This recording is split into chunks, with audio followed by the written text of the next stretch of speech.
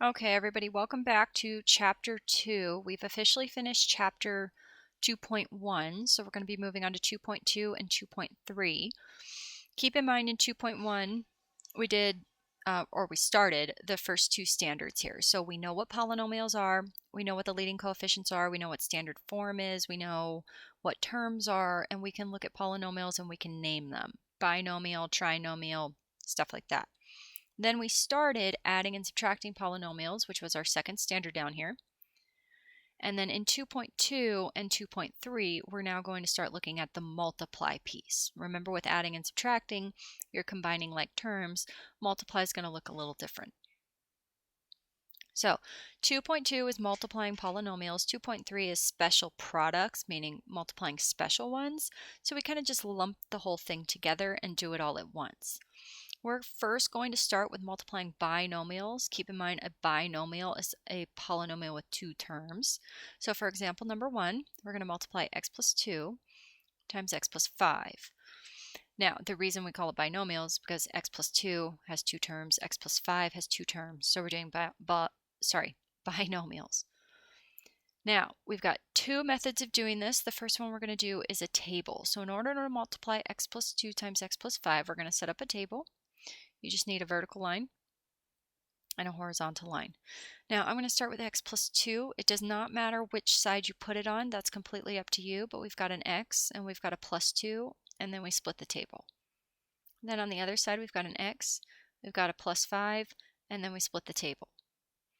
Then you're going to multiply into the table. So this first box here, if you look up and you look over, you're multiplying x times x. Now, x plus x is 2x's. X times x is x squared. Keep in mind what an exponent actually means. If you have something squared, it means you multiply it twice. So x squared is really x times x. Next box, up to 5 over to x, 5 times x, 5x. Up to x over to 2, 2 times x is 2x, over to 2, up to 5, 10. Then you just pull everything out of the box. You have an x squared, you have a positive 2x, you have a positive 5x, you have a positive 10. And then last but not least, you combine like terms. So you're going to have an x squared plus 5x plus 2x is 7x, and then plus 10. Make sure your answer is in standard form, and there is your product. Now, if you take a look at that table, did you happen to notice that these two kind of sit on a diagonal from one another? So sometimes people like to skip this step in here. That's absolutely fine with me.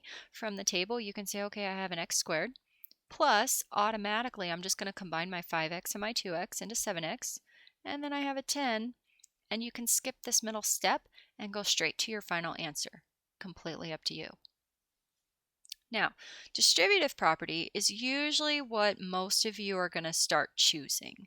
The table is great. We're going to use the table when we do bigger, more complicated multiplication problems, but when we're just multiplying binomials, the distributive property tends to be a little quicker, and I'm also going to call this FOIL.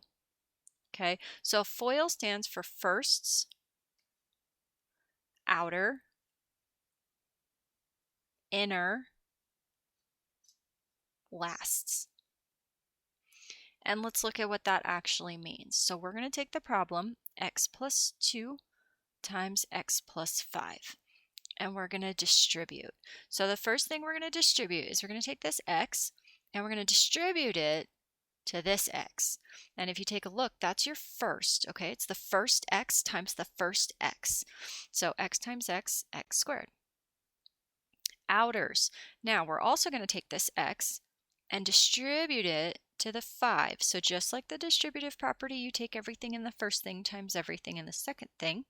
And this is your outers. So the outside is the x, the outside is the 5. Kind of thinking like if you're pointing your fingers to the outside of this thing, the 5 times the x is we're going to have a positive 5x.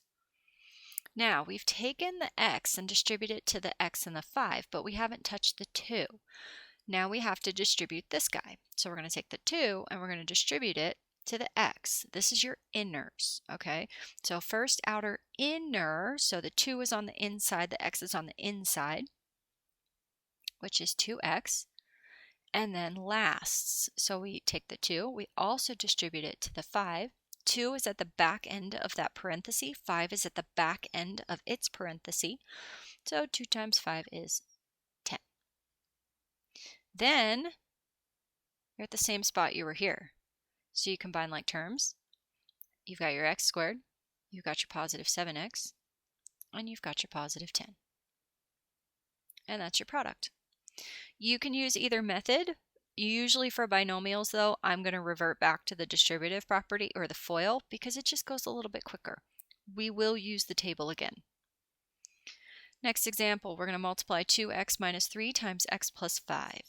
So using the distributive property, I'm going to start with the 2x. I'm going to multiply it by the first thing in the second parenthesis, 2x times x, 2x squared.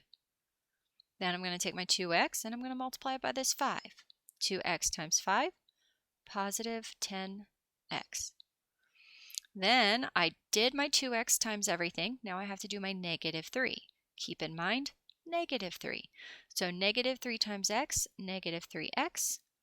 Then I'm going to take my negative 3 times 5, negative 15. Then I'm going to combine like terms. So I have a 10x minus a 3x, which is 7x. And I'm going to drop down my 2x squared. I have my positive 7x. I have my negative 15. Check to make sure your answer is in standard form. All done. Next example, 3x squared minus 7 times 4 plus x. Same thing.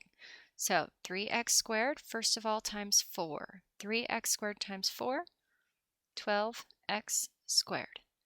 Then you're going to take your 3x squared times the x, positive 3x cubed. Okay, so if you have 2 x's here and another x back here, you're taking x, times x, which is 3 of them, so x cubed. Negative 7 times 4, negative 28. Negative 7 times x, negative 7x. Then we combine like terms. So I'm looking at this, I've got a 3x cubed. I don't see any other cubes, so I'm just going to drop it down. Then I've got a 12x squared. I don't see any other squareds, so I'm just going to drop it down. Then I have a negative 7x. I don't see any other x's, so drop it down. And then I see a negative 28. I don't see any other constants, so drop it down. Answer is now in standard form, and you're done. Fractions. Letter C, 2u plus 1/2 times u minus 3/2. And I should have said this before, but if at any point in time I'm going too fast for you, the nice thing about a video is pause it. Okay? So, same thing, distributive property. I'm going to take my 2u. I'm going to start with multiplying by just u. So 2u times u, 2u squared. 2u times negative 3/2. So really what we're looking at here, we've got a 2u times negative 3/2. So really I'm focusing on this 2 times negative 3/2. And if you forgot how to multiply with fractions, we're going to put the 2 over 1. And then you just multiply straight across the top, straight across the bottom. So 2 times negative 3 is negative 6. 1 times 2 is 2, and then that's going to simplify. Negative 6 divided by 2 is negative 3. So when I do my 2u times my negative 3/2, I really get negative 3, and don't forget about the u. I kind of dropped it right there just so we could focus on the numbers, but he's still there. Okay, 1/2 times u. It's not so bad, just 1/2 u. And then 1/2 times negative 3/2. So again, 1/2 times negative 3/2. Straight across the top, straight across the bottom. Negative 3 times 1 is negative 3. 2 times 2 is 4. And that doesn't simplify. So then we just got negative 3 fourths. And that one didn't have a u on it because it was just the 1/2 and the -3/2. Combine like terms. -3u plus 1/2 u. Okay, so -3 plus 1/2. I'm going to drop the u's for a second because I know that I'm just going to put a u on my answer. Common denominator when adding. Common denominator is 2. Well, if I put a 2 here, that means I need to multiply this by 2, which is going to give me -6 halves plus 1/2. -5 halves. -6 plus 1 is -5. Leave the denominator the same. Back over here, 2u squared. Then we're going to fill in our -5 halves u minus 3/4.